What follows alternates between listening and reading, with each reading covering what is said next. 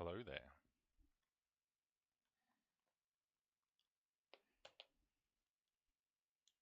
In the words of Obi-Wan Kenobi, hello there.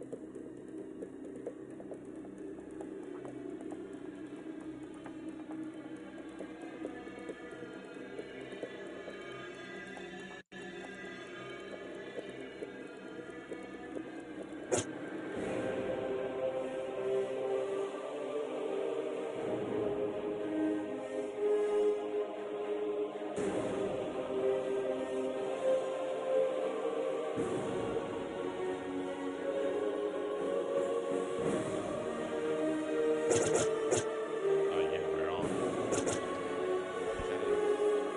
So kicking off with Anachronox.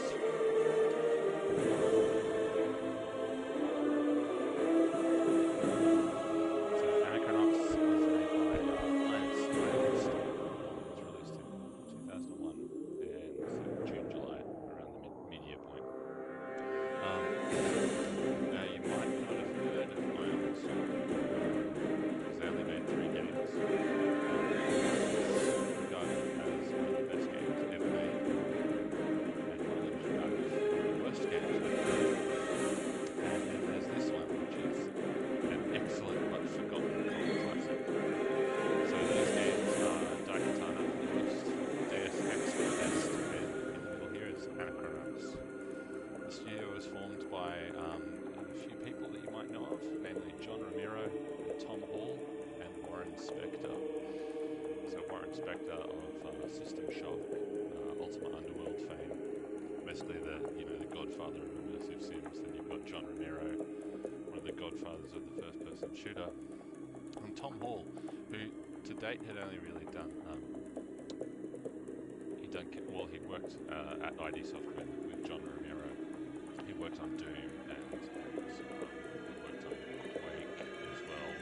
He was the lead designer for Commander Keen, and he was also worked on Wolfenstein, so he was one of the die-hard Eidos software lads. And yeah, so after Quake happened, it was John Romero and Tom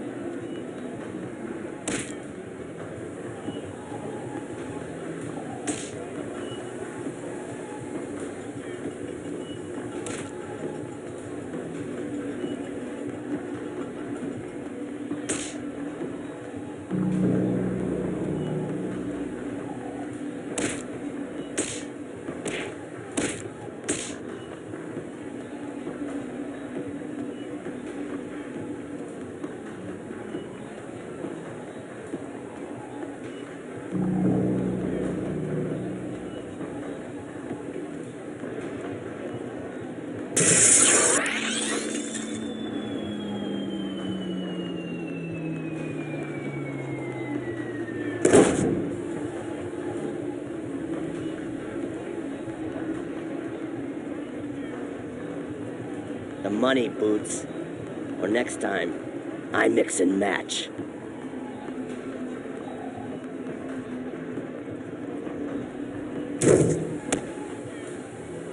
Hit me. Hasn't there been enough of that? Have a heart. You want to dead us, kids? Anyone else throwing me out of windows lately? Come clean with the debt, Sly. Dead is no slouch, and he's got muscle. He'll collect one way or the other. Hey, money's tight. As soon as it rains, I'll pour some.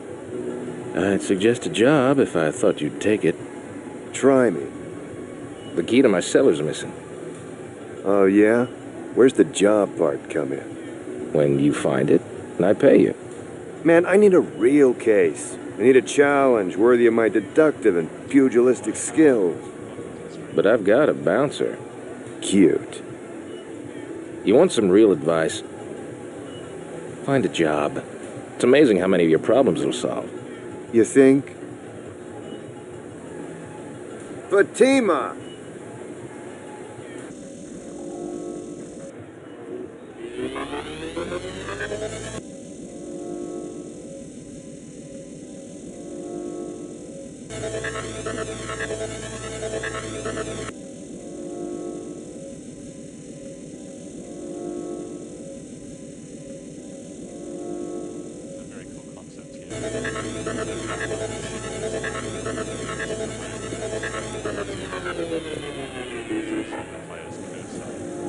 What? Anything on SenderNet? Nothing you're sober enough for. I'm just waiting for business to pick up. What's with the attitude?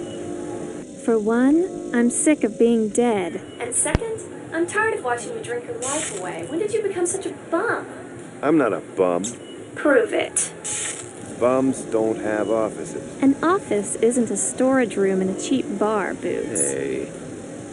It's time for a new line of work. Forget it, sweetheart. I'm a detective. It's what I do. Then go out and do it. I'm always here if you ever get off your butt and make useful.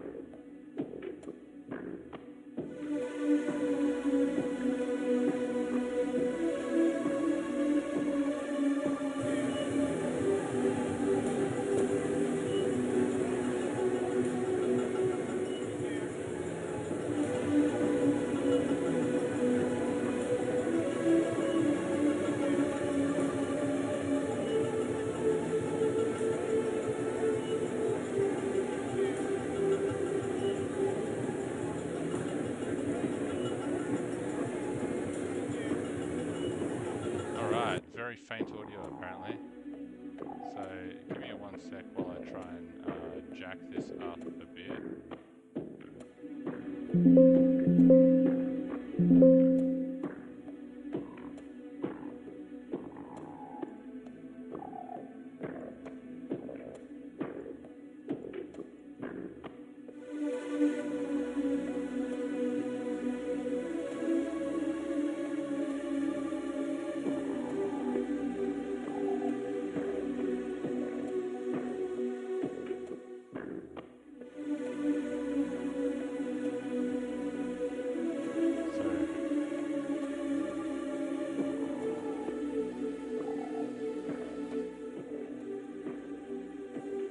Alright.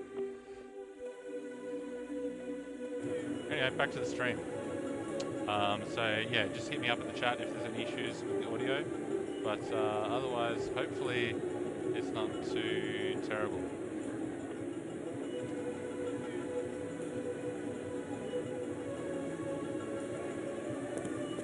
So it's kind of, I guess you could say it's kind of like a JRPG almost. You'll see when the combat occurs.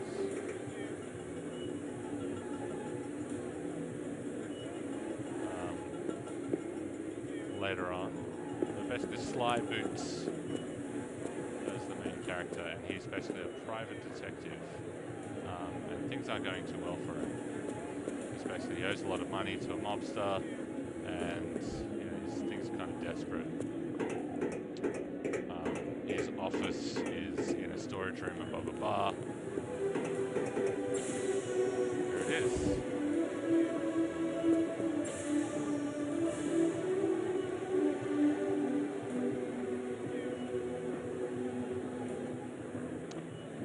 There's his friends, the robot, who are...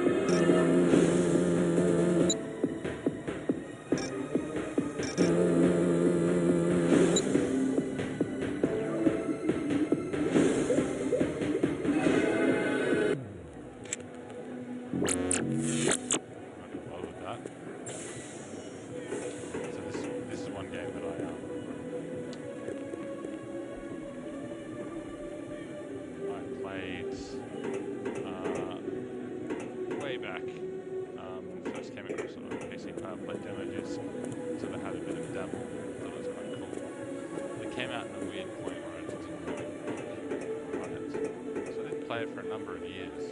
Where do you think you're going, bucko?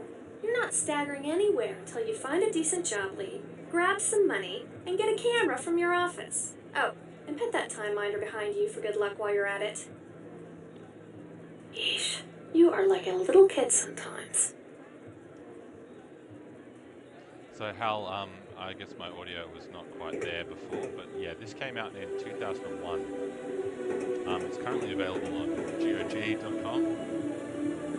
So we just get Sly's camera from his office.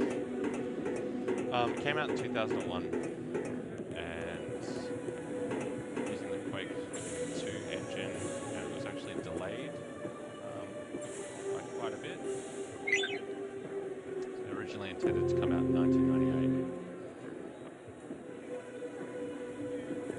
The lead designer was Tom Hall, creator of Commander Keen, and he also worked on Doom, Quake, Wolfenstein, one of the 3 games from Ion Storm. Ion Storm was a company founded by John Romero and Tom Hall. Warren Spector also worked there. I think he was a founder, but I'm not 100% sure on that. Yeah, right, buy your own drink, George. I haven't got enough money to buy that guy a drink. Can I play this game? I don't know what this is.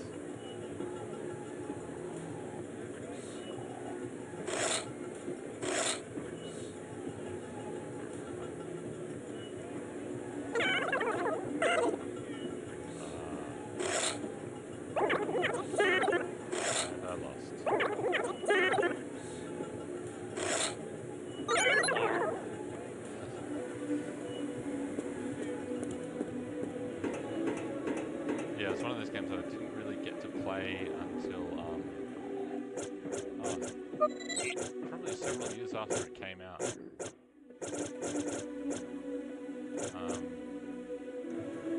And then when I did finally play it, I played a bit of it, but I never actually finished it.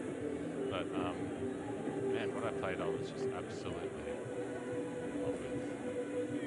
Oh man, Sly, I can't believe it.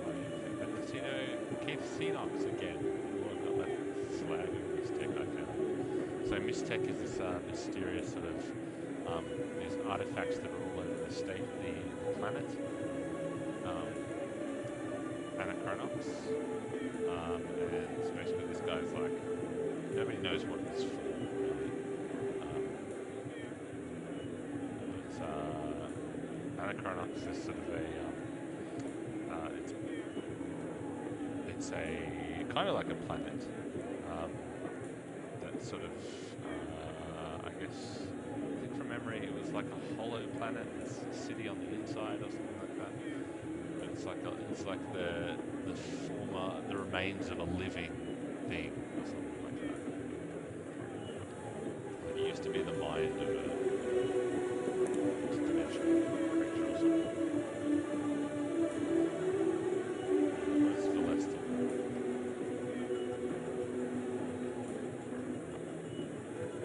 She's got no job for this.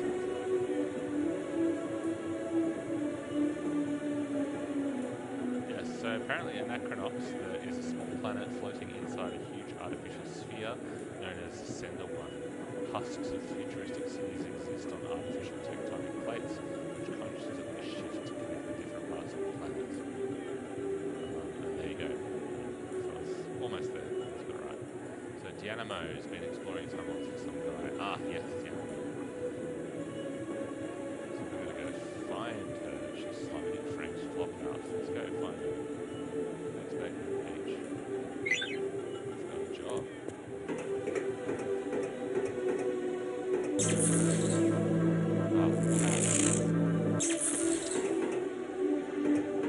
Fatima is like our sort of, I guess, AI companion, which, as I said before, see the mouse cursor there?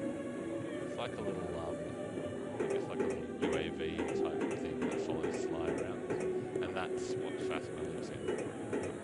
So I always found it really cool that they sort of like designed the game and incorporated the game cursor into the lore of the game, essentially.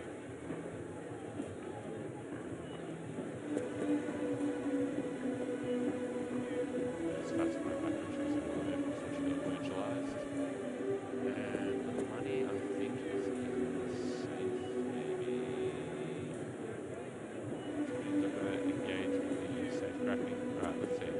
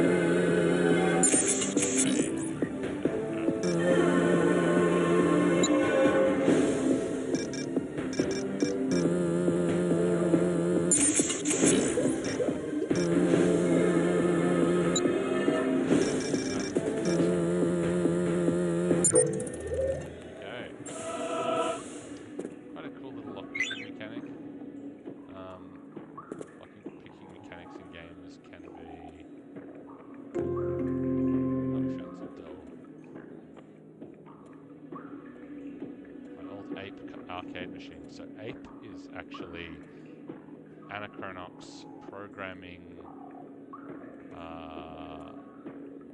expression or something like that. So that was Ape was actually what Tom Hall called the code that Anachronox was written. So it was sort of like a heavily tweaked Quake 2. So we got some cash, we got our camera, and we got a job. Let's go out into the city. And we're about to see some very, very cool sci-fi ideas.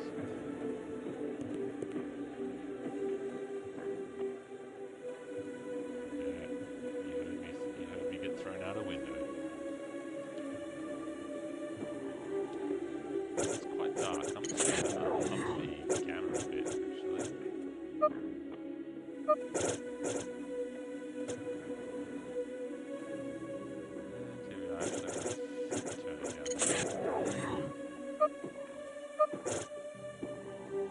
So, who's this dude hanging outside? Kajagra. You're friends with Rowdy. Why does it discriminate against floaters? Actually, this guy's a floater. He just wants a drink. We Iowa, an intelligent, well-spoken. My cousin Conrad is a master informer of the bricks. So the bricks is the sort of like the slums that this bar is based in. So there's one of our first quests. Anyway, let's have a little walk around the bricks. But yeah, what's happened here?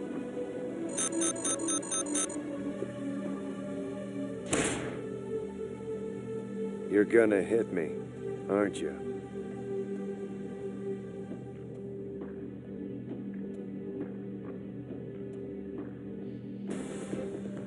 Here we go. This is the Final Fantasy style combat system. And he's just had his ass kicked.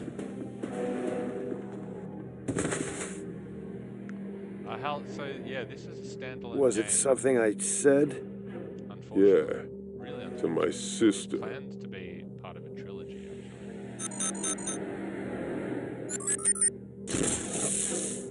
Oh, he just destroyed our gun.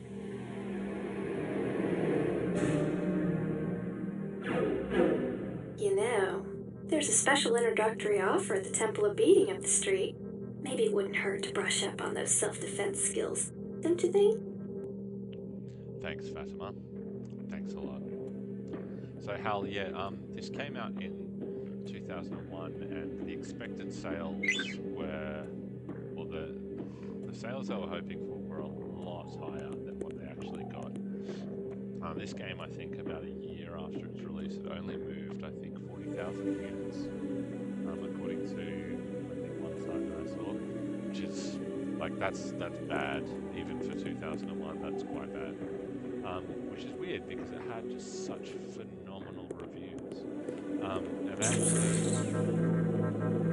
actually had to cut stacks of content from the game.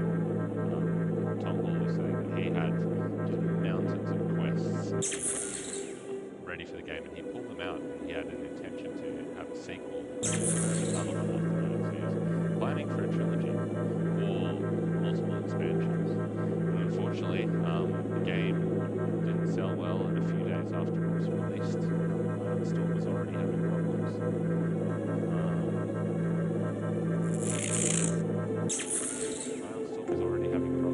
And so the 5 days.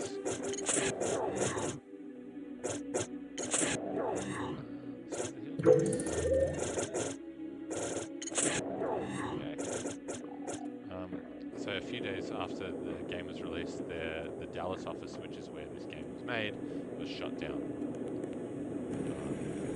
This is a really cool bit here. So it's slides on the floor and then up on the ceiling, and it's being walked around.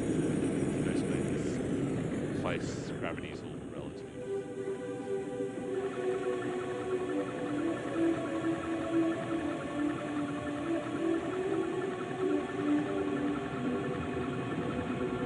It's a real shame that it didn't do well, because every reviewer loved it. It got really, I hate this place. it got a really, really good response.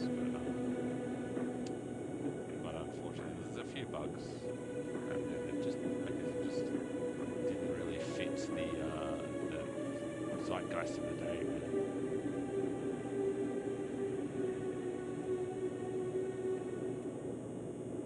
Makes you wonder if you'll be ready to, when your numbers up, live the life you wanted to live.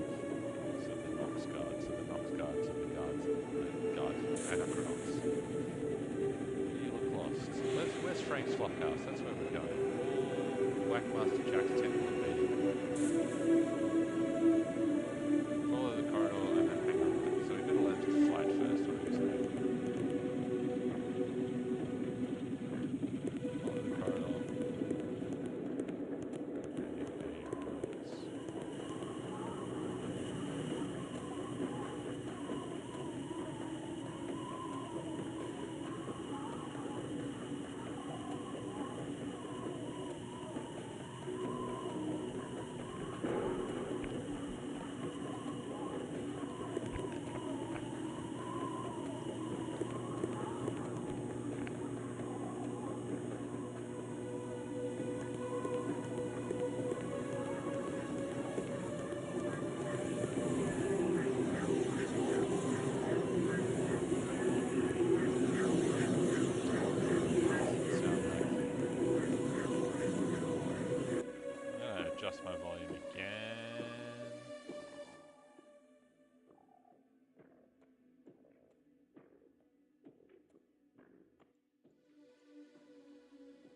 How's that? I'm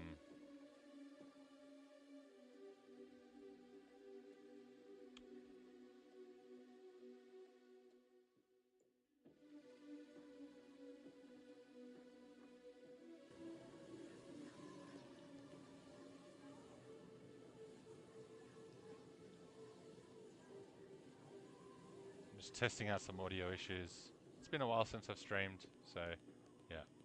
Alright, Whackmaster Jax. Rowdy's Autos. The fountain. So she said to come this way and then turn right, so I'm going to do that. Can't go in there. Let's save the game again and get back to it.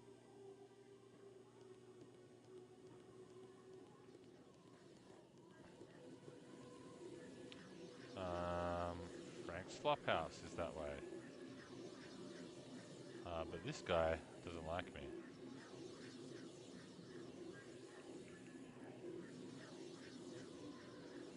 Will you please get out of my way, sir? Make me go up the street and learn yourself some fighting at Whackmasters. When you come back, we'll see if you've got the stones to take me. Alright, there we go. A bit of a tutorial session. And apparently the audio is much better now, so thank you for your technical assistance. Alright.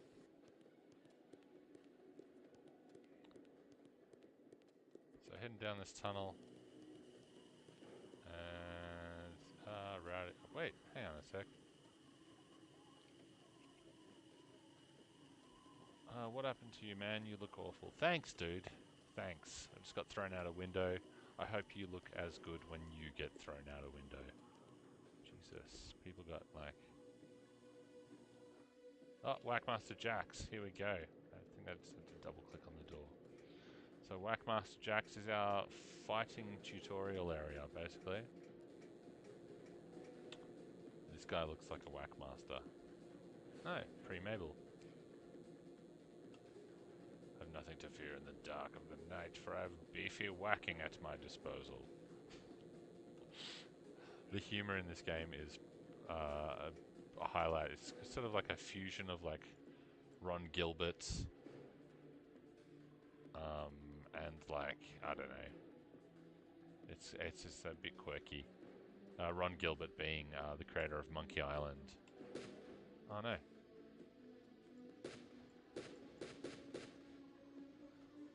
I guess I just encouraged that guy to beat the shit out of someone.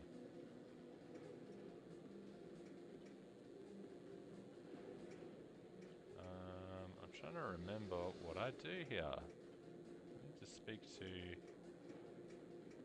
someone about learning to fight. Oh, here we go. Oh, this is the guy that beat me up. Finian Pulu. Oh, thanks, Hal. Thanks.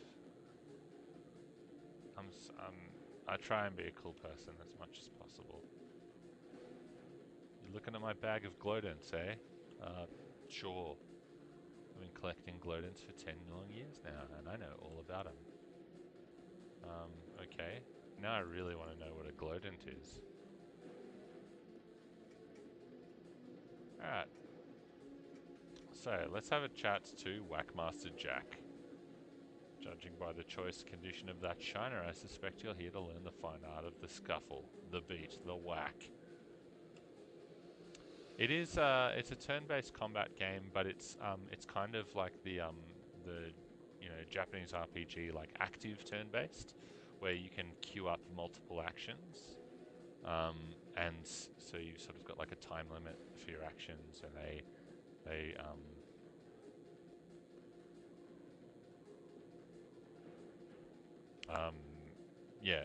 you'll see what I mean in a second, basically. Alright, 5 loonies, we can begin our first lesson. Let's go. Here's your cash. And actually Tom Hall was massively... So he said that his biggest influence on this game was actually... Chrono Trigger. Which, I mean, you can see Anachronox Chrono in the name even. Chrono Trigger is I'm not a big console and JRPG player, but Chrono Trigger is easily one of the best games I've ever played on the SNES. You're gonna learn the way of the whack, you better cut jackwise and beef up on the fundamentals. But unless you got a firm grasp of the firm grasp, you're gonna be coughing up teeth instead of wisecracks next time you're in a scuffle, got it? So let's learn the basic abilities and concepts that can make even an infirm bag of loose change like yourself into a bastion of beathood. So we got might. That's my power. Punchiness. Agility is my dodginess. And wisdom. Wisdom is got to do with like spells, I think. So you pick up a couple NPCs that follow you around that do some magic as well. Well, it's actually, they're sort of like magic-like abilities. So one of the best characters you get, he's actually the first recruitable NPC you get. He's an old man, and his special power is just to ramble like an old man, and it confuses the enemy, which is just such a cool ability. So we got beefiness, beat, speed, and beat block. Beefiness, deal damage. Beat is how good to hit someone. Speed is how fast, and beat block is how to avoid getting hit.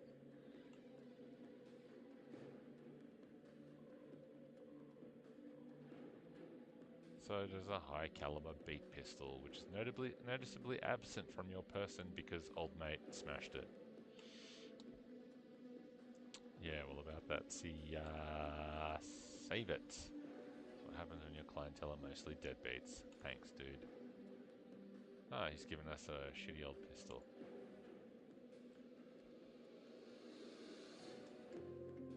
Alright, we got a Viston pistol. Now let's try a fight.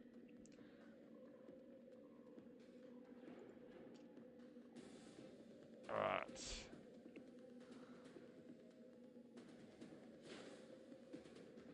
So when it's your turn in the combat, battle icons will appear above the plaque.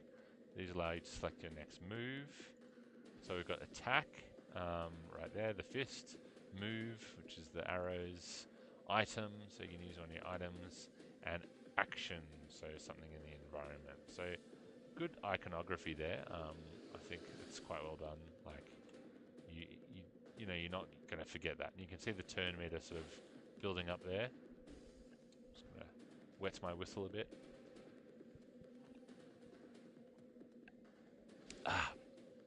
Yes, so you can only perform actions when it reaches full. And then let's try shooting the robo-target.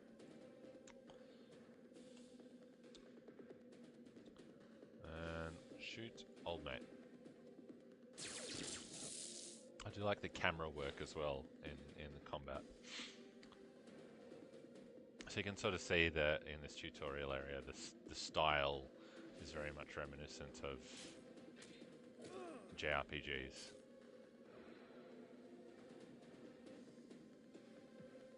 So there's my health bar. Let's take another shot at him. Boom. And this is obviously quite simple early on. Like this is just one ability with one enemy and stuff. But it gets cool later on when you've got like, oh, there's some weird shit happening here. Was it something I said? Yeah, to my sister.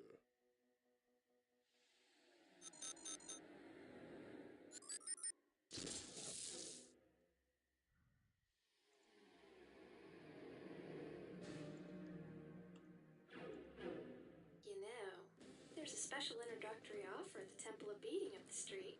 Maybe it wouldn't hurt to brush up on those self-defense skills, don't you think? Yeah, Hal. So it is actually a something weird's happened here. Got a bit of bugging happening, and we're back in the fight apparently.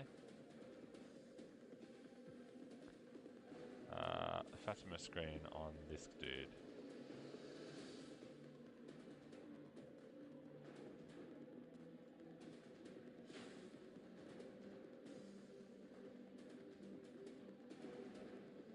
Whoa, There's some weird shit going on right now.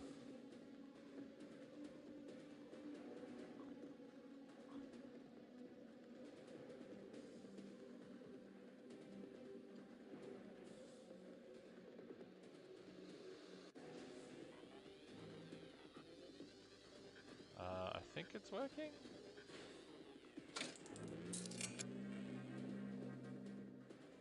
Kind of. I actually have not experienced this, these bugs before, so I don't know what's going on here. But apparently, combat is happening.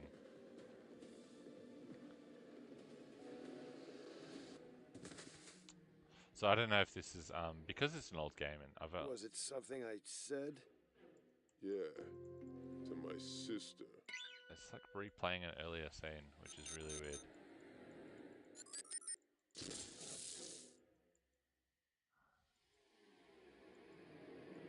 This may not be selling it. However, I am playing this in a window. There's a special introductory offer at the Temple of Beating up the street. Maybe it wouldn't hurt to brush up on those self-defense I'm playing in a window, skills, so don't you that might be affecting something. Maybe the issue with playing older games like this is when you try and stream them, it's be a bit painful. But getting a really interesting look at outside the level. And here we go. Some weird stuff is happening. How about we restore this save? We'll go back. We'll try and blitz through this again. And hopefully that bug won't happen again. Alright. Easy cache.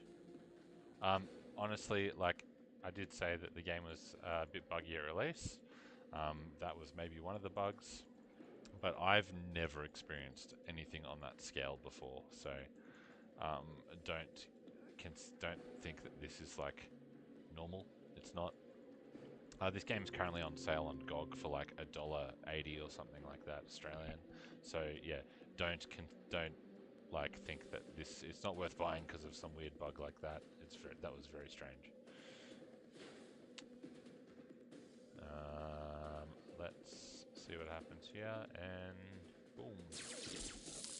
Give me 1 second. I'm gonna just pop off for a sec.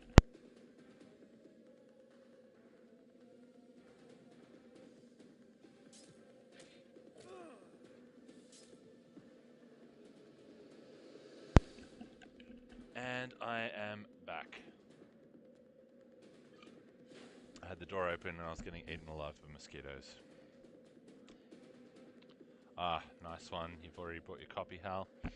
Yeah, I highly recommend it. This is, like, it's a unique RPG. You know, I don't think there's an RPG that's got the sort of humor in it that this one does. The world building, yeah, there we're having this freaking issue again. What Was the it hell? something I said? Yeah, to my sister.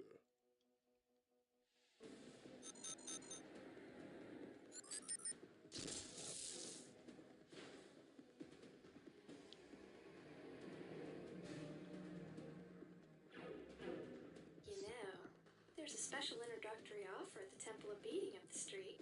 Maybe it wouldn't hurt to brush up on those self-defense skills, don't you think? I need to brush up on these, alright.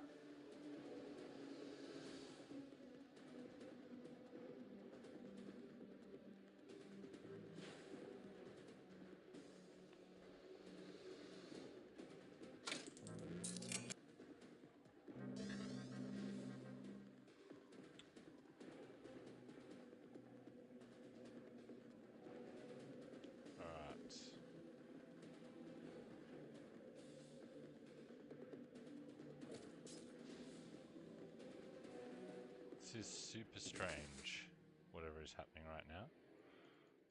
Was it something I said? Yeah, to my sister.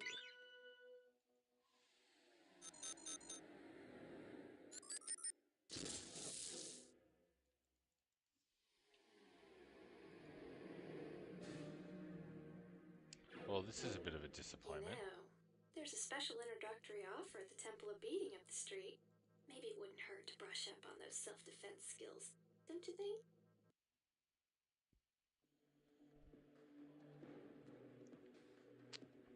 Foiled by a bug. I should say, yeah, as I said, I'd never experienced this bug before. So I don't know what the hell is going on. Maybe I can fix it somehow. Seems to be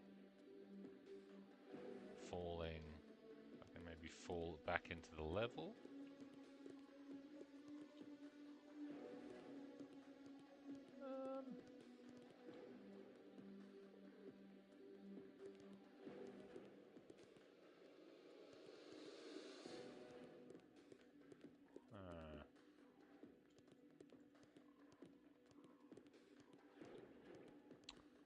Surreal as this is not part of the game. It seems like I've gone outside the level somehow. Yeah. So, anyway.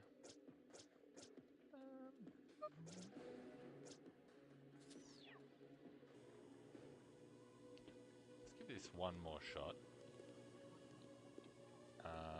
And if it doesn't work, then I guess I'm changing to something different.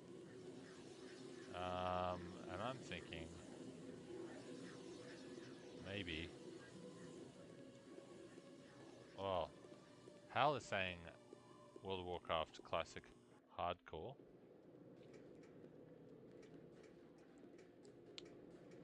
I don't know who else is on the stream, but if you have any opinions, feel free to jump in.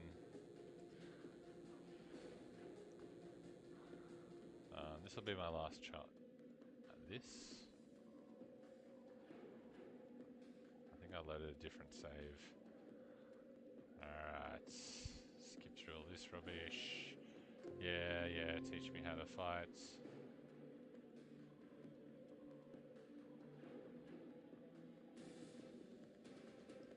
Yeah.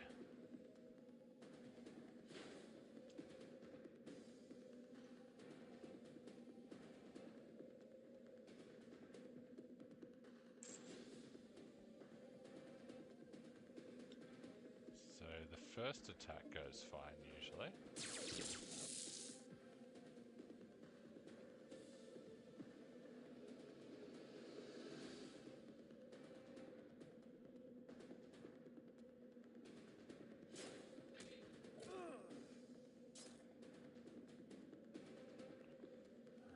And the second attack goes fine.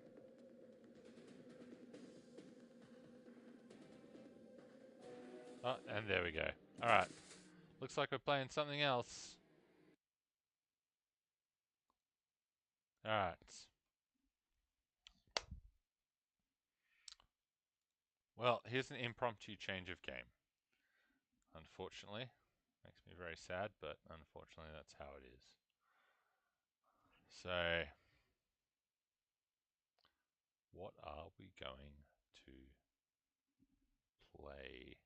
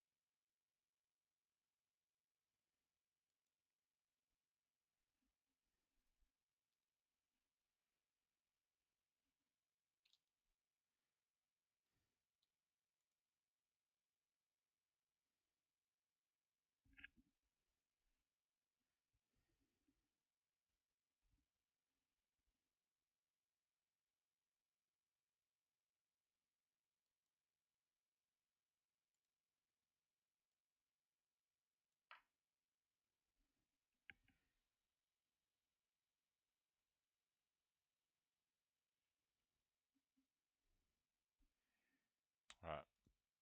Looks Looks like it's classic hardcore.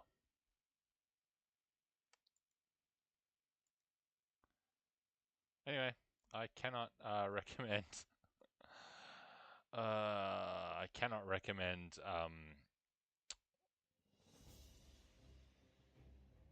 I can't recommend Anachronox enough, even though I didn't really sell it just then because I had technical issues. It appears. Let's just fix up this window so it's not enormous.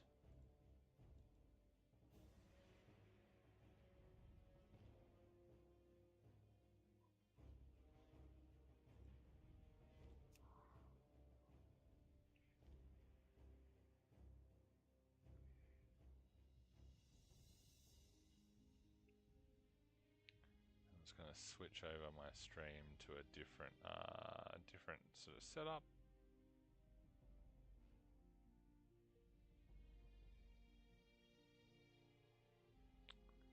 Let's go.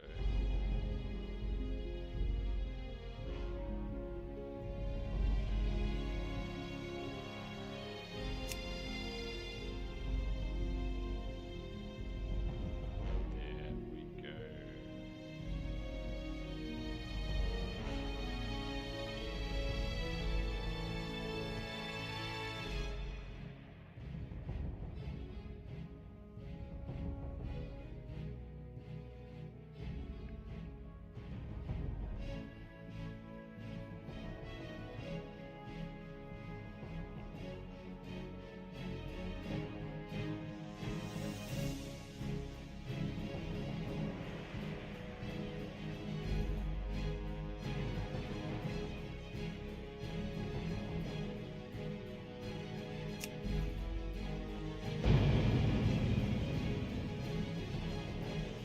Oh yeah.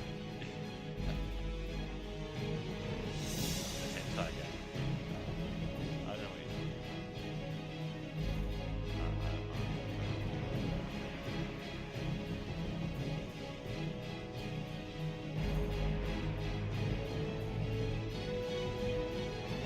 Alright, let's do some WoW Classic Hardcore.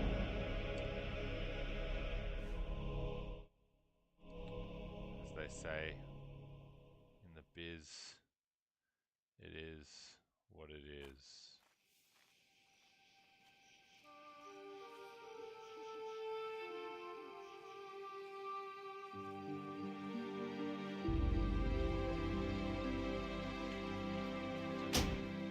Guideline. Turn that one off.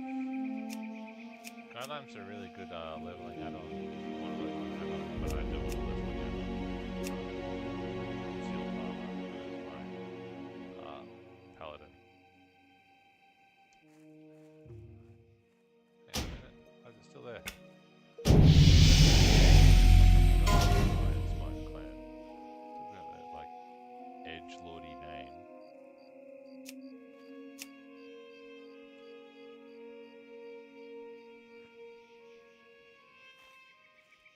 Alright. Where's my quest, bruh? Questy. So you're playing WoW Classic Hardcore, or WoW Classic Gold.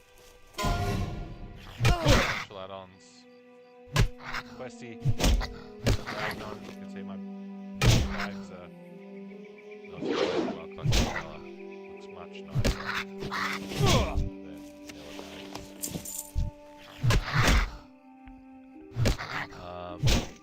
Other add-ons I've got Atlas Loot.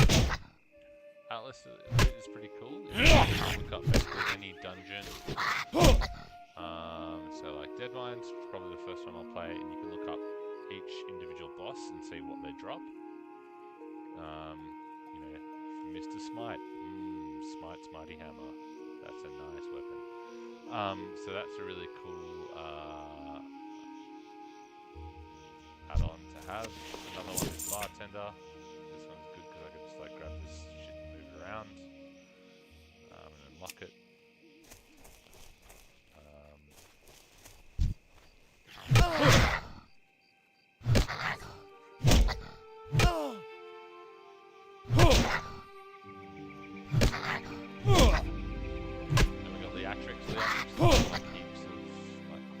life features.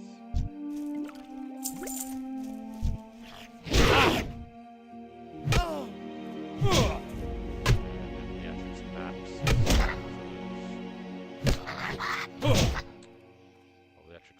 Yeah, we've got Leatrix and then Leatrix maps. So Leatrix maps sort of allows you to sort of tweak the in-game maps a little bit to be less old school in their design. Alright.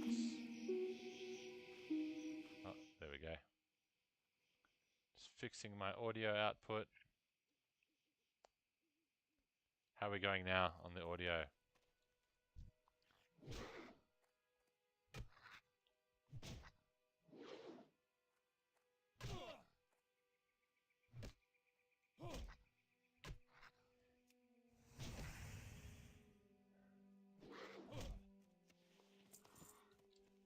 As fun as this is, and how much I love the Paladin and Alliance, let's up the stakes a bit, because the starting area for Alliance is a bit boring. Well, everyone's seen it before. Whereas I've been working on another couple characters, so hopefully next week we'll be back for Gavin Hell Try Their Best at WoW Classic Hardcore. So I'll probably be playing with Hornbag. It's my new druid, but for now I'll play with Franco Cozzo, my Orc Warlock.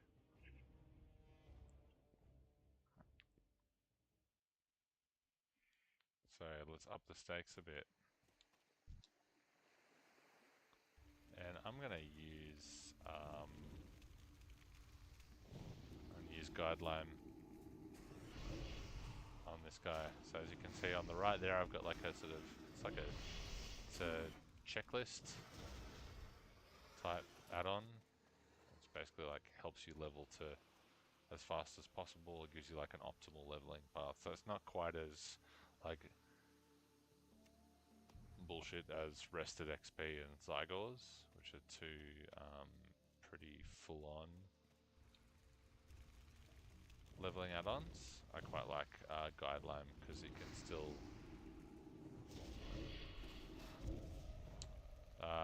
sort of like skip stuff, and you know, it's not quite as prescriptive. More dots, more dots.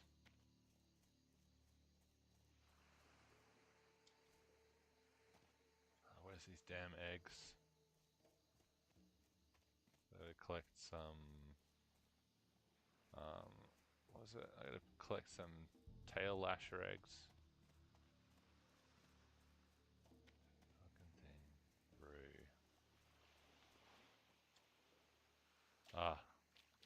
Hopefully we'll see it pop up soon. There's not a lot of people online at the moment, it seems like. The enemy there is called the Makrura Clacker.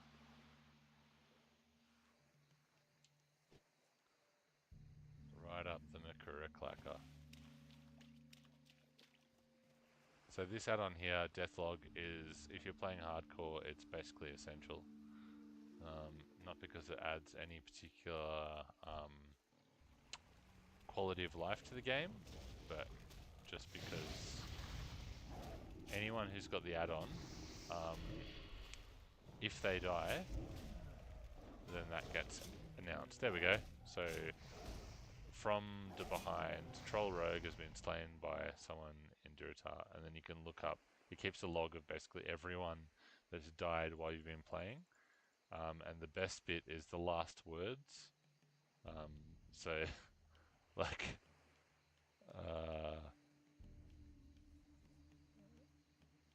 I think, yeah, I love this one. Anyone got cure poison? Is the last words before they died. It's just such a great add-on.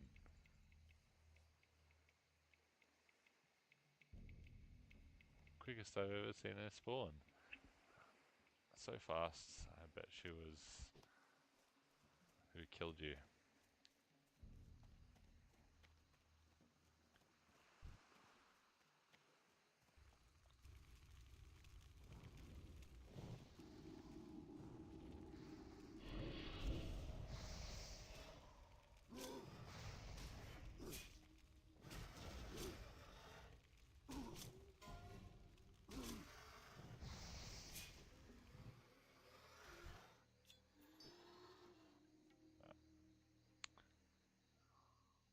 second while I log into my restream feed so I can see any chats.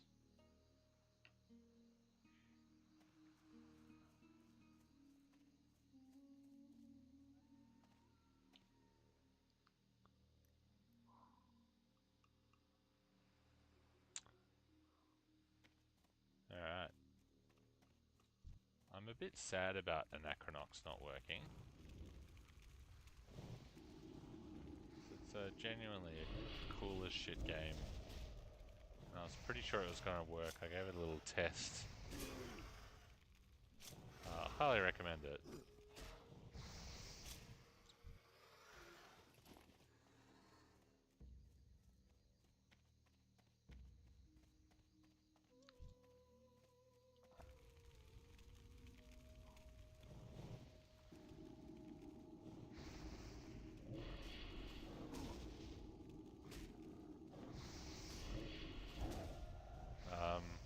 As you can see, when I mouse over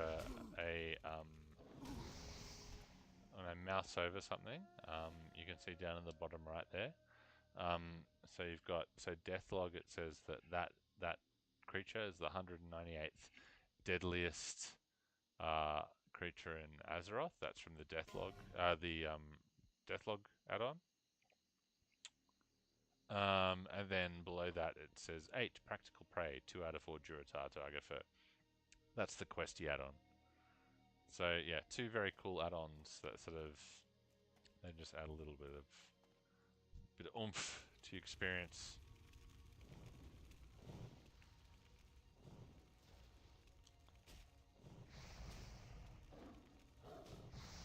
Oh dear. I should pay attention to what I'm doing.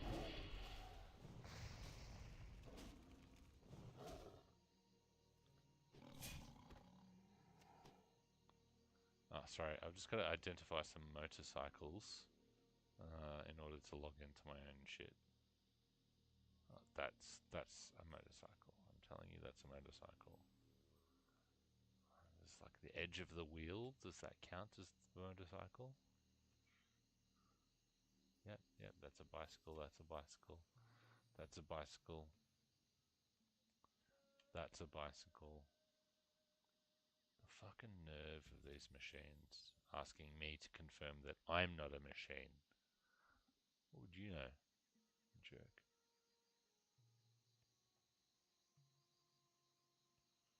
Ah, there we are. We on, boys.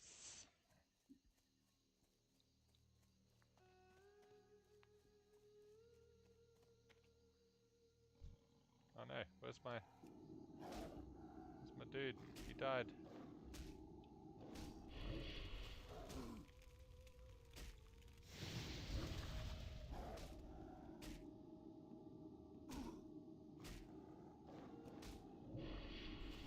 I'm fine, I got this, Alright.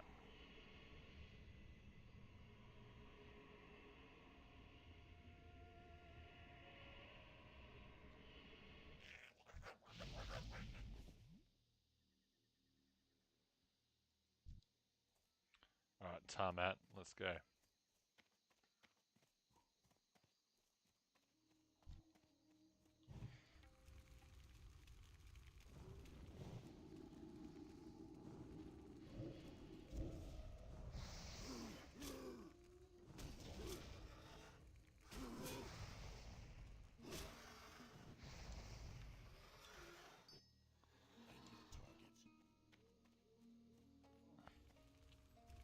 Warlocks have great DPS, but one thing that's always bothered me about playing a Warlock is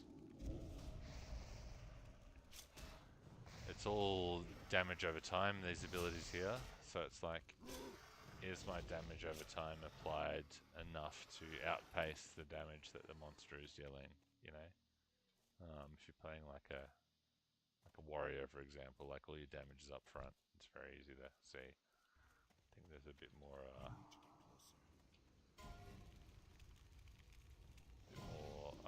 thinking. The The warlock is the thinking man's mage.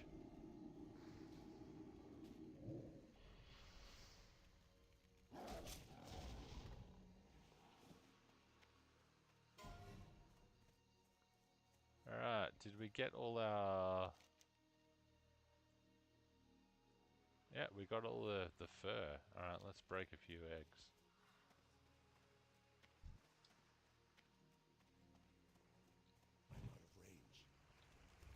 These eggs are really hard to see.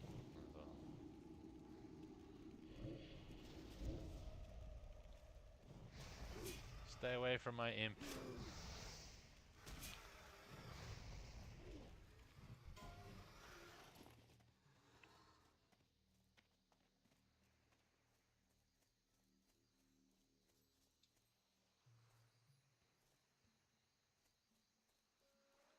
Where are these fucking eggs, bro? Oh, there's some there.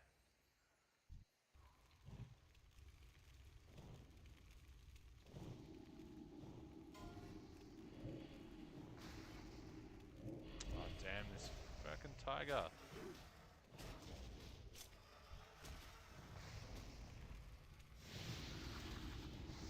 Let me get some dots on this guy before he causes too much damage. Oh no, I don't want to loot the body.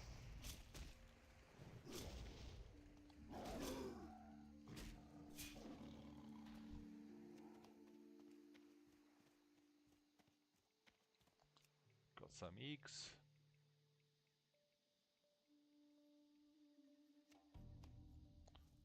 All magic is for nerds. Yeah. What's the... yeah.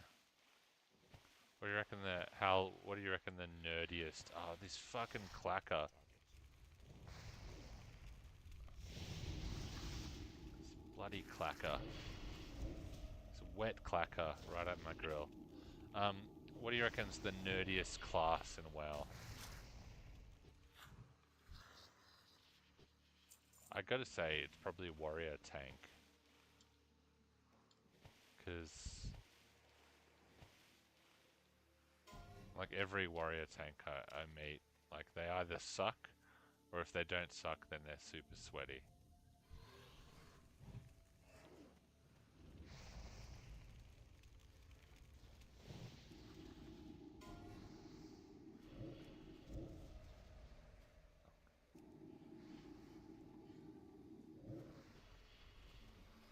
Mages are a different type of nerd, I think. Mages seem to be the type of nerd that just wants to... like, I don't know, probably roleplay a little bit too much. Whereas tanks are like the type of nerd that wants to show off to other nerds how nerdy they are. Like, or like, they don't think it's nerdy. Tanks want to show off to other nerds how they've got the biggest dick. I think. Do I like any other MMOs? Well, I'll take this time to mention superjumpmagazine.com. If you go to superjumpmagazine.com and you go to the authors and you look up me in the authors, Gavin Annand, you'll find my series called Ancient Worlds. So it's 3 parts so far. I'm currently working on part 4. But basically that series is about online or massively multiplayer online role-playing games. So MMORPGs, but old ones. So ones that are sort of still, but generally ones that are still going to this day. So far I've done sort of an introductory article to like just the general genre of MMOs. Then the first article I did after that was about Ultima Online. And then the one after that I did was on the Forthcoming, which is a very obscure MMO. The one I probably spent the most time with prior to World of Warcraft. But yeah, I was a massive fan of Ultima Online. I played a little bit on the official servers, but back then, like, I couldn't personally afford to play to pay the subscription fee, and my mum and dad were like older generation, and they just didn't sort of comprehend the concept of paying to play a game online, so they didn't really support my I guess you could call it a habit, really. So I played a little bit of Ultima Online, the official servers, but I mainly played unofficial servers, so like private servers, essentially. A bunch of people reverse engineered the code for Ultima Online server hosting software. And oh no, don't attack, don't attack, stop! Oh shit. Oh dear. I'm gonna stop talking for a bit while I try and stay alive.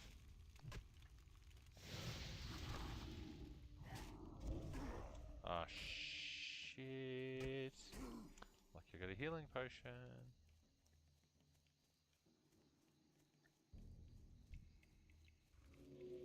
Attack, you useless fucking... Ah, there's a bloody tiger! Luckily, tigers can't swim, apparently.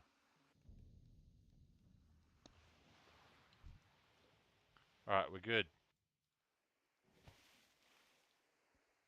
Anyway, where was I? Talking about other MMOs I like. Oh no, this tiger's still after me. Jerkhole.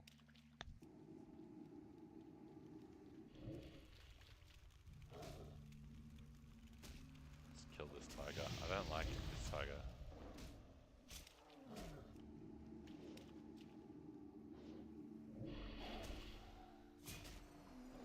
Oh no, oh no, oh no. No, I got this, I got this, I got this. Alright. We good, we good. Should probably take the time to like craft some linen bandages.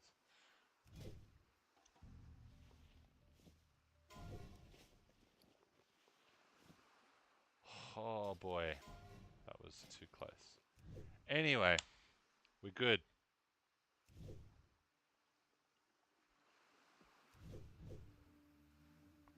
So other MMOs I like. Yeah, Ultima Online, I played private servers. So somebody reverse engineered the server hosting software for Ultima Online at some point. And I don't recall the details, but apparently it's sort of been legitimized in some ways.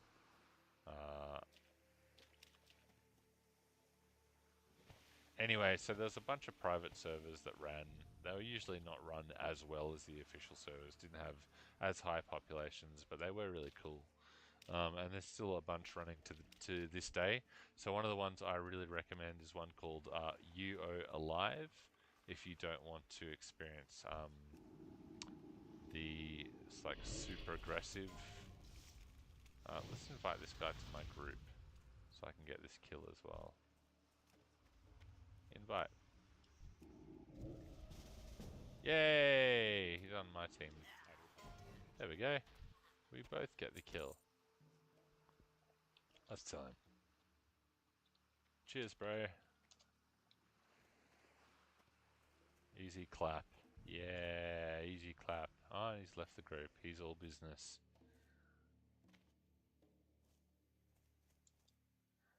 But yeah, I played this game called The Forthcoming I mentioned. So The Forthcoming is essentially it's kind of weird. It's like kind of like Diablo, a little bit. Compared to like other MMOs, it was probably more like Diablo than other MMOs at the time. It was a bit more action focused, I guess. And so it's quite unique in that, like, being an MMO version of an action RPG is way ahead of its time. Like, that sort of didn't become a thing until, you know, Path of Exile, really, which is sort of the game that came out after Diablo 3.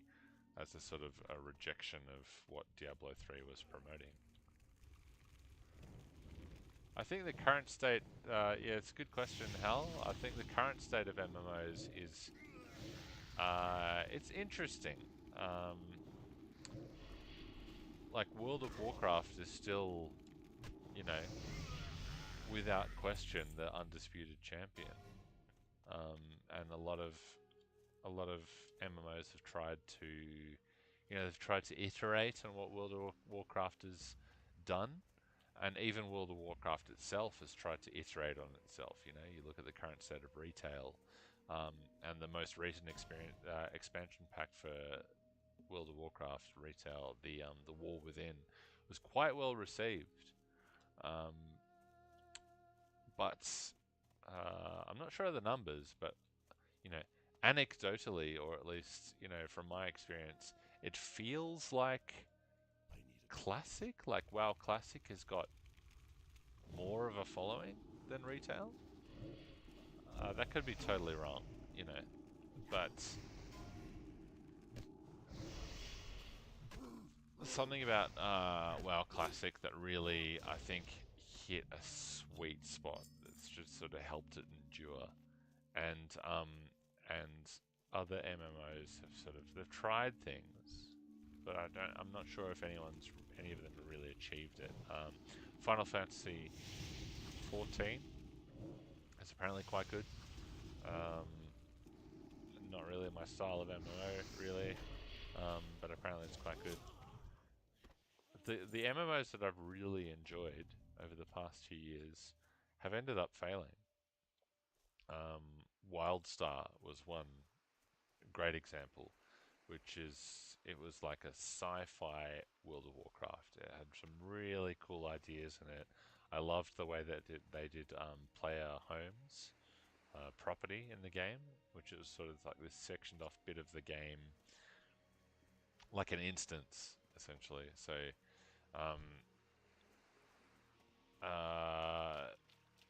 the where that matters is, so for example, in Ultima Online had player homes, essentially. So had this big open game world, and if you saved up enough money and resources, you could go and build like a house or a castle or whatever, and you could place it within the game world. And what ended up happening in Ultima Online is because they were a trailblazer in the genre, so they just didn't realize how big MMOs would get. So what happened is they ended up having these like regions of the game world that were just overflowing with, buildings that were built and run by players. And so they had a real estate problem in Ultima Online, and they came up with ideas to sort of get around that in later years. But WildStar's approach was quite cool in that they had an instance, which is basically, it's like a portion of the game world that only the relevant player can see, and that's where the player homes would live.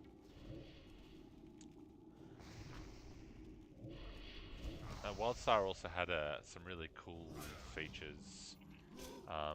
Like the combat was a bit more, rather than just like click and press buttons for abilities and just sort of sit and watch your auto attack going, it was a bit more active. Like there was a bit more active involvement from the player, and that you had to like press certain keys for timed abilities and that sort of stuff. So WildStar was really, really cool, and there is currently an effort underway to establish, they're basically in the process of reverse engineering the server hosting software, and the plan is to get a private server up and running for WildStar, which I checked recently and they're not quite there yet, but WildStar was really, like, as far as MMOs go, it was really a cult classic, and so that's underway. Oh shit! Here we go. I got this. Ah, thank you. I gotta say thank you.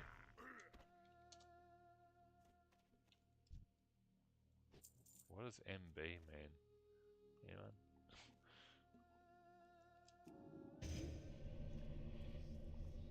my bad. He saved my life, so yeah. But yeah, other current MMOs, I played a little bit of the Elder Scrolls Online. I feel like I maybe haven't given it enough of a shot yet, but it didn't really grip me. There's something timeless about World of Warcraft's general aesthetic, you know? The sort of the cartoony graphics, as much as I just generally don't like cartoony graphics, I do prefer sort of grittier, realistic graphics generally.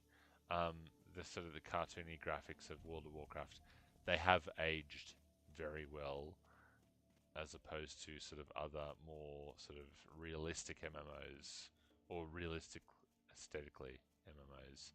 They haven't aged as well. So that's really been one of WoW's big boons, to be honest.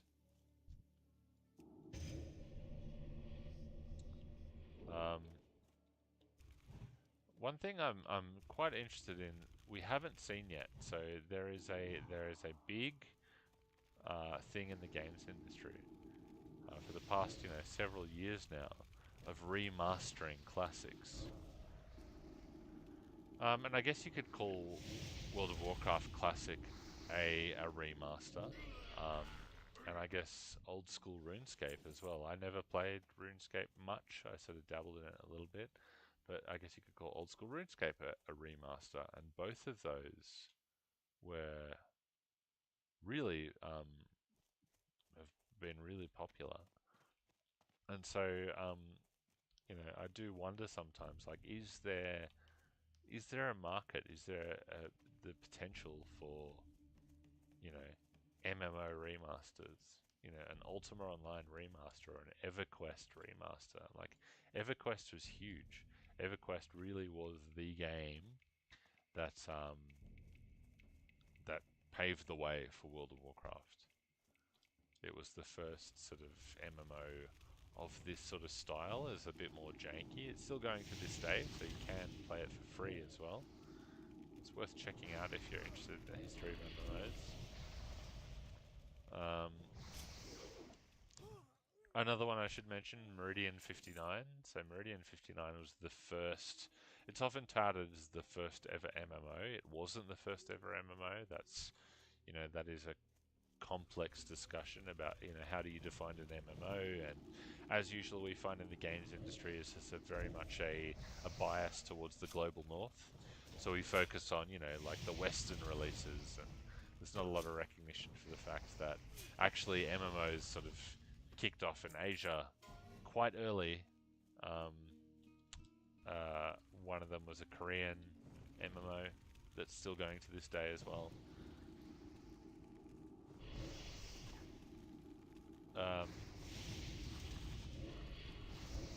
But yeah, Meridian 59 is another very popular MMO that I feel like it's still going to this day as well. It's free, and it's got quite a following still. And so yeah, I think there is the potential for sort of MMO remasters is a really untapped market. I mean, Ultima Online, before World of Warcraft, Ultima Online was huge. And then, so there's Ultima Online first, was the really first sort of huge Western MMO. EverQuest sort of somewhat took that helm a little bit. And then you had WoW in 2004.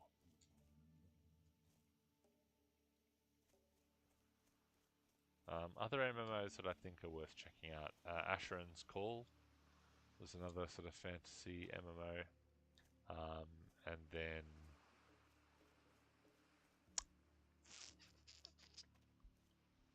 so I always forget the name of it.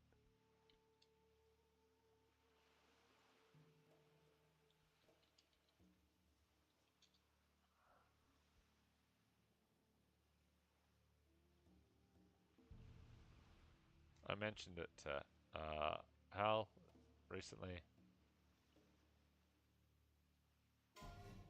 came out around the same time as EverQuest and Asheron's Call. Really good sci-fi one though.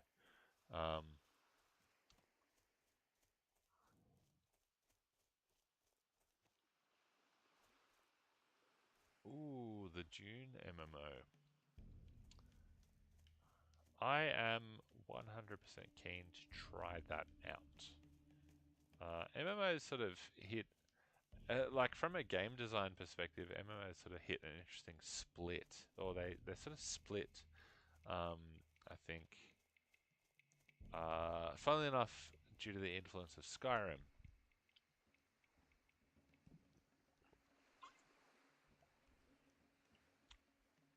So while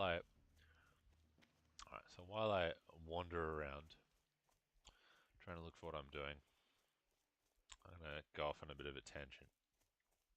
So if you've played the so Ultima Online, one of the first big online games, and if you go back and you play Ultima Online, you'll notice that the game is very much focused on it's got a lot of mechanics that resemble what is now known as survival crafting genre. So, you know, you're going out into the woods, you're literally cutting down trees, you're, you know, crafting items, all this sort of stuff. And that was a huge part of MMOs back then, and it's less of a part of MMOs in the World of Warcraft era. But it was really, really, really popular.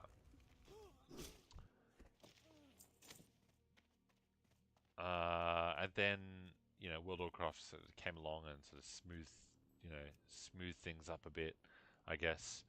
But then you had Skyrim that came out, and Skyrim, you know, like the Elder Scrolls games, a pretty solid title. We completed all these quests? Yes. Alright, I'm going back to the village. So Skyrim was, you know, great, but one of the big things with Skyrim was the modding scene. And so the modding scene sort of saw the rise of, you know, a lot of things, but one of the big things that saw the rise of was mods like Frostfall.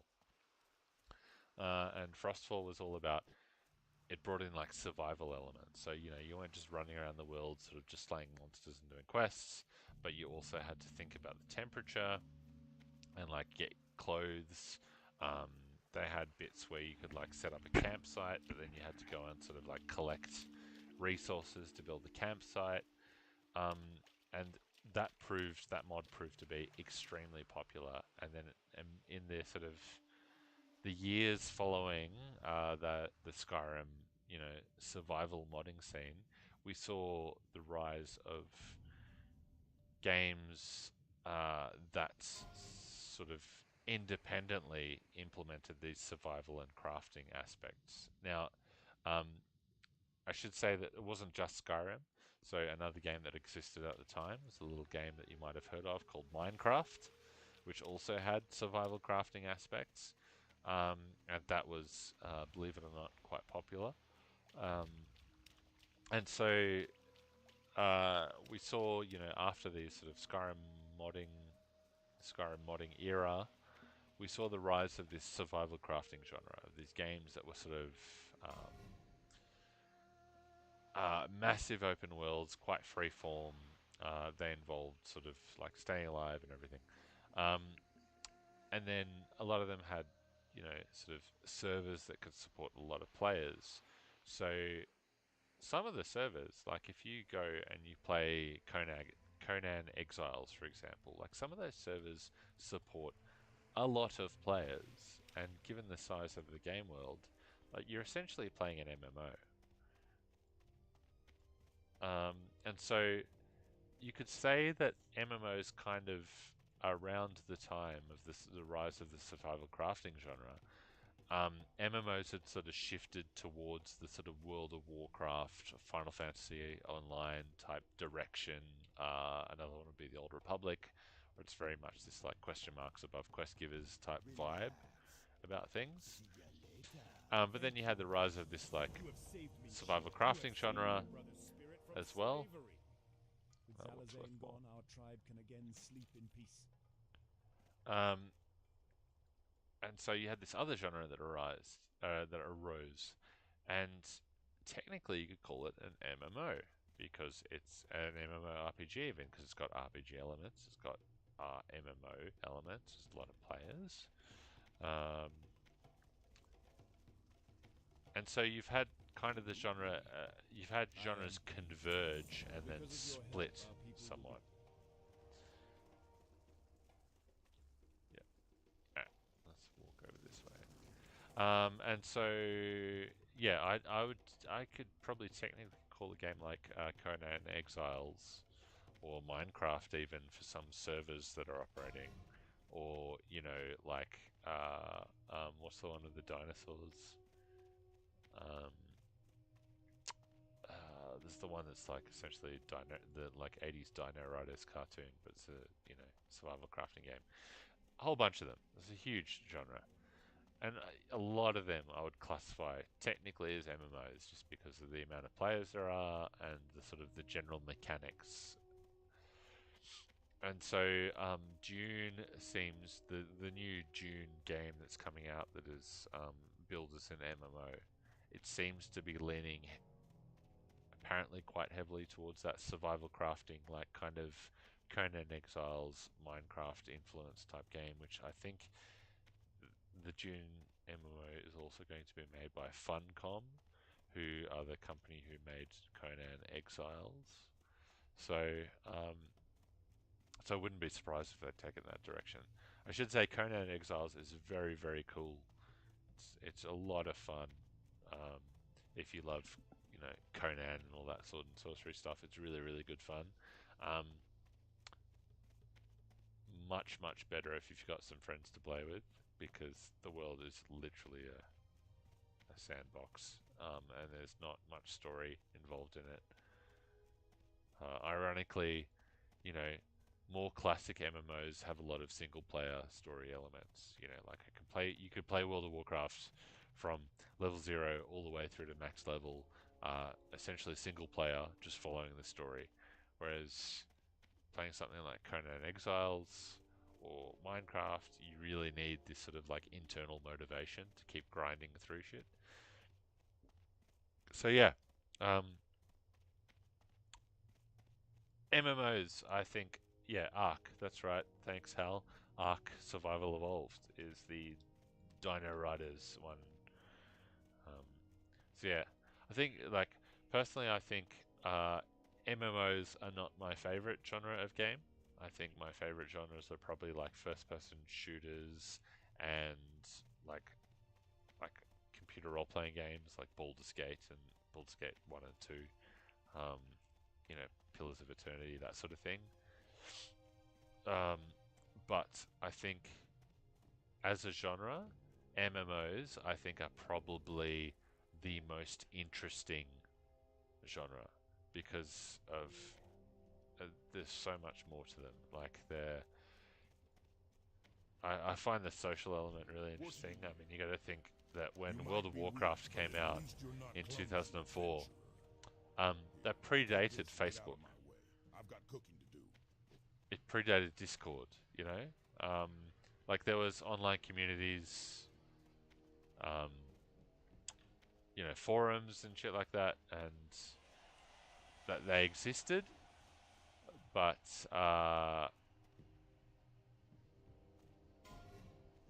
let's sell some shit according to the guideline. But yeah, but before, like MMOs existed before social networks, and essentially they were the original social network, which I think is really cool.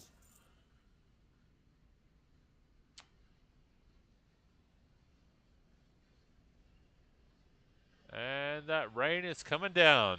I don't know if you can hear me over the noise. I can barely hear my game.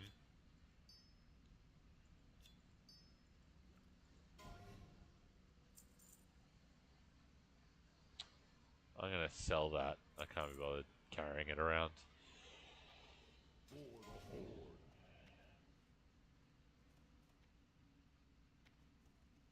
Alright.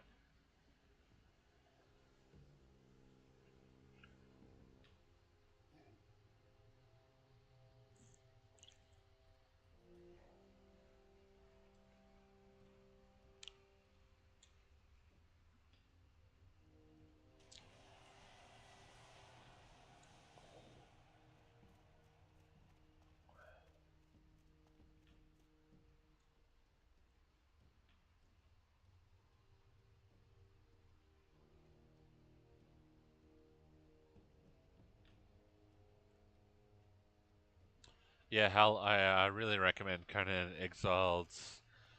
Maybe not full price. I don't know. It depends. Like it's quite good. Um, the issue that I always have with Conan Exiles is I install it and I play it for a bit and I'm like, man, this game is cool as hell, and I love it. I mean, it's got a dong slider. Uh, the only other game I've played with the dong slider is Cyberpunk 2077, and that game is awesome. Um, so based on the evidence, if you put a dong slider in your game, then you're guaranteed to have a classic. Um, but yeah, the issue I have with Conan Exiles is that I play it for a while, and I love it. I love the world. I love the sort of the tone of it. It does quite a good job at like setting this sort of sword and sorcery kind of almost post-apocalyptic. If you're a tabletop gamer, then Dark Sun, like this sort of like Dark Sun vibe. It's really really cool in that way.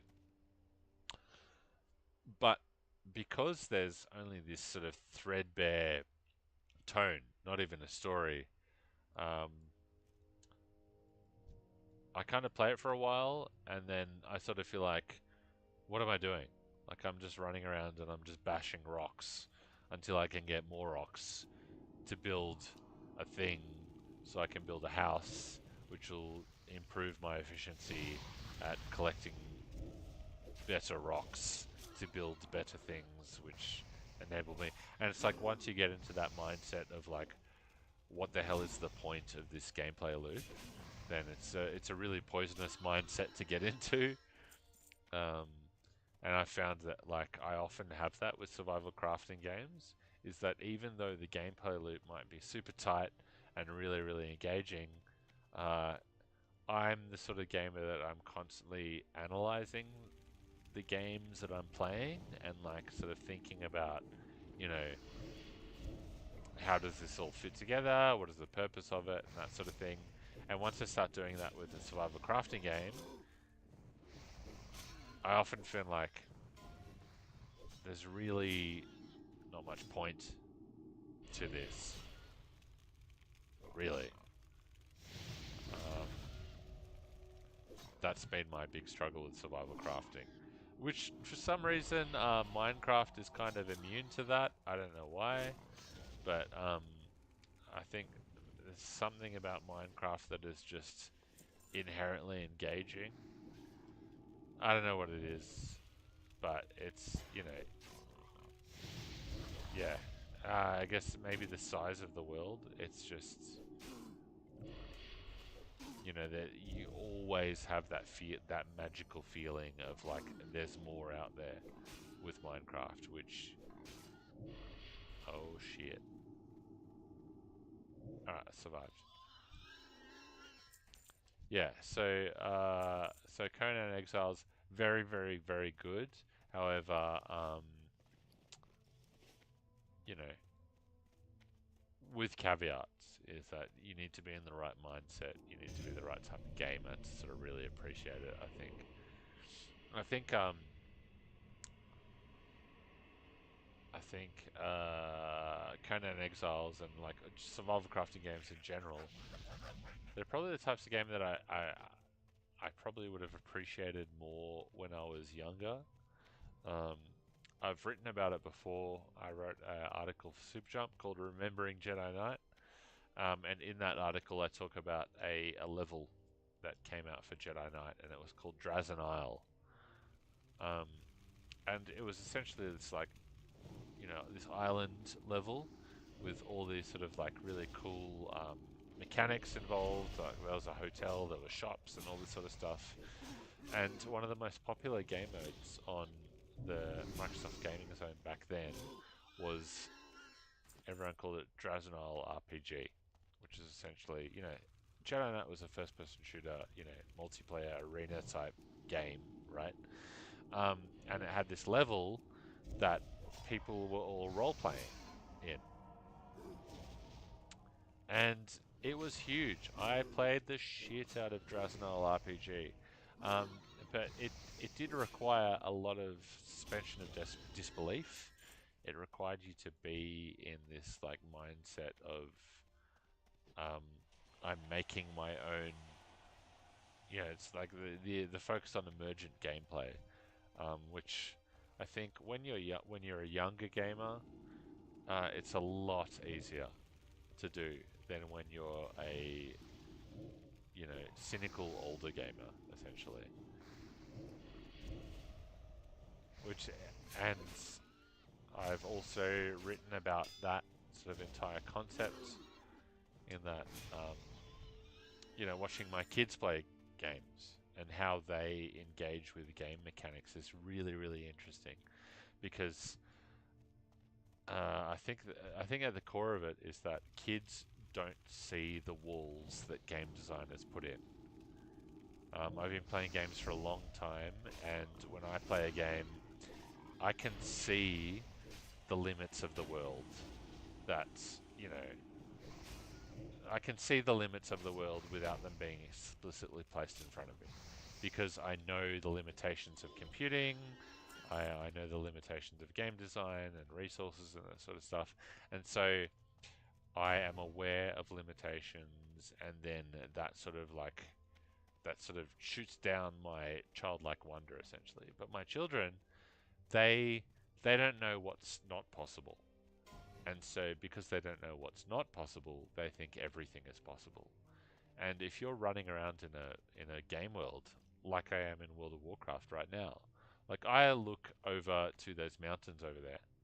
Those mountains over there, I see them and I think, okay, that's probably like it's like a level design um, thing that they've done is that they've just raised this sort of terrain that is, not traversable by players in order to keep players of a certain level contained within this zone. But as a child looking at those mountains, you know what they would think? They would think, look how tall those mountains are. I want to climb to the top of that. Me as an older gamer, I'm looking at that and I'm saying, oh, that's probably just a game design thing. I'm not going to bother to try climbing to the top of that because I probably can't. Whereas kids just, they don't see the limitations. And it's a really, really magical time to be a gamer when you're younger. And I can remember some of those experiences. It's super, super special.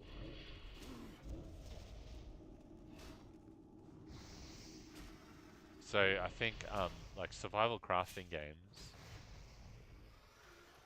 they really like I don't find them as engaging now, and it's probably just because I'm cynical and I'm old and I'm sort of like analyzing gameplay loops and I'm game mechanics and I'm sort of questioning like by the end of it I'm like, what's the point, you know? Whereas a younger gamer is sort of like they're not seeing the limitations, and that's just it's an intriguing experience. I'm really bloody jealous. Like I loved that period. Please, can you help me? My son Kron went hunting days ago, and he still hasn't returned. He went west toward the Barrens to hunt crocolisks along South Fury That River. said, I don't think it's. As strong as he was, his stubborn pride has always drawn him into trouble. Rasputin did a good series on gaming for non-gamer where he introduced his wife to games and documented all the invisible walls she ran into. Interesting. It's really, really interesting. Even if you have to open up the stomach of every crocolisk along the South. Yeah, I think maybe I focus too much on like I guess the age aspect of it. It probably has a lot to do with familiarity with games. The longer you play games, the more familiar you become with limitations of them. So, maybe, an older person playing games for the first time. I mean, actually, definitely. I know, like, when I've played, I remember I went back to my mum and dad's place a number of years ago. We were there for several weeks, so I just, like, took my Xbox with me. And I set that up, and I remember playing, a couple games in their living room with the kids and stuff, and my parents being like older generation, like they're boomers, like very much non-gamers, like they hadn't touched a computer since the IBM 5150 sort of thing. Like they were just blown away with what they saw. Like they couldn't fathom the reality of it. So yeah, like maybe it's less about the age and more about the familiarity. But I do feel like older people have less elasticity in the brain and less ability to just accept something as, you know, whatever it is, you know, that enables that childlike wonder. But yeah, definitely, it's like one of the stories that I told in one of the articles I wrote is, and you wouldn't think it, but one of the games that I played a lot when I was younger with a friend of mine was Need for Speed 2. And Need for Speed 2 had these, you know, a bunch of levels. You know, it's like a generic late 90s racing game, arcade racing game, right? Oh, the 1137 deadliest in Azeroth. The Dustwind Harpy is the most elite enemy in Azeroth. There you go. But yeah, Need for Speed 2. They're essentially tracks, and they had traffic on them. And I played it a shitload with my friends.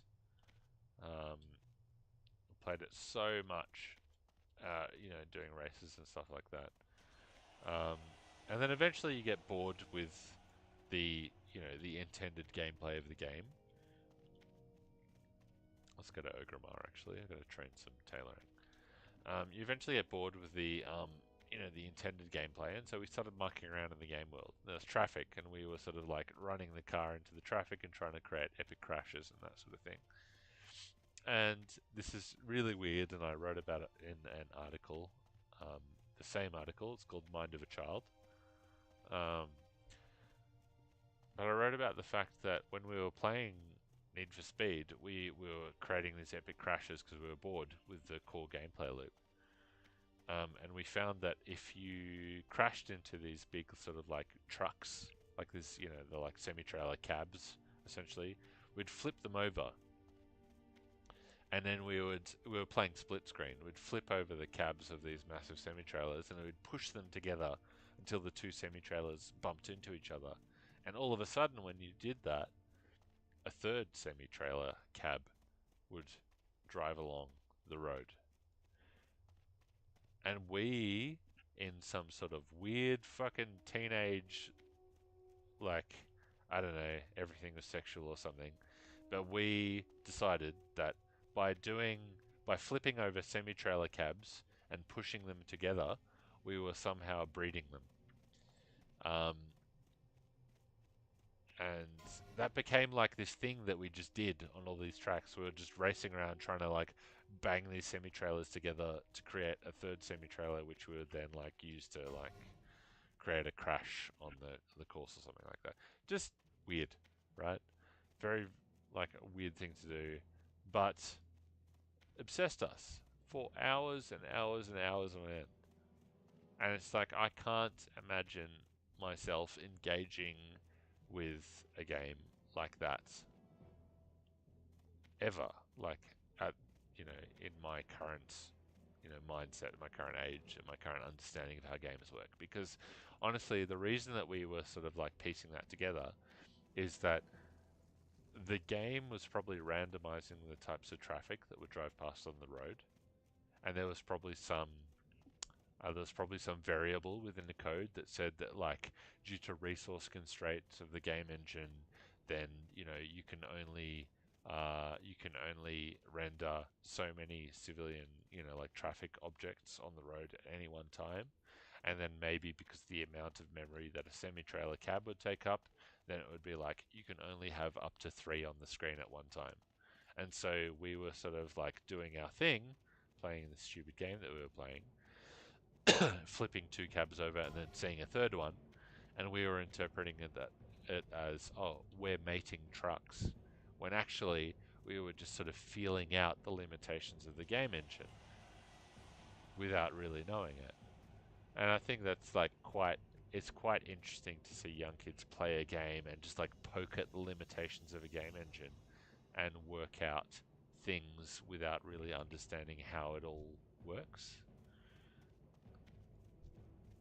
What can I help you with?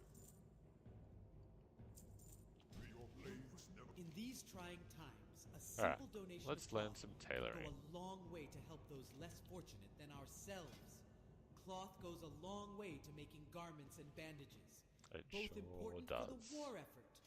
If you are interested in donating cloth pieces to the Orcs of Orgrimmar, I will gladly accept them and make sure you receive the proper recognition for doing so. For the Horde! I will teach you what I can. I might call an end to that stream shortly. Probably in about 5 minutes. It's been a pleasure. Really unfortunate about Anachronox. That game is way better than it was given, the stream gave it credit for. Some sort of bug. As I said, I'd never experienced that bug before.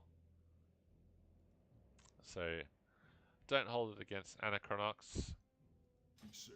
It's probably because I was running it in a window, because that's the only way I could get OBS Studio to recognize the like application for streaming. So that could possibly have been an issue affecting why the bug appeared. But yeah, I think it's currently on sale for like $1.80. Buy it on GOG, because GOG has a no DRM policy and they're the best. Amazing game. Please buy it. Please check it out. And also, yeah, if you see me wandering around in WoW Classic or WoW Classic Hardcore, hit me up and we'll see you next time. Thank you all for watching. Thanks, Hal. Thanks, Hal, for your troubleshooting. Thanks, Josh, for tuning in.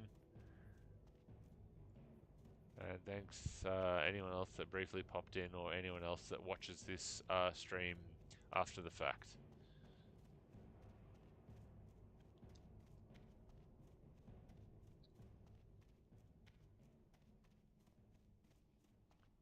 Good night, everyone.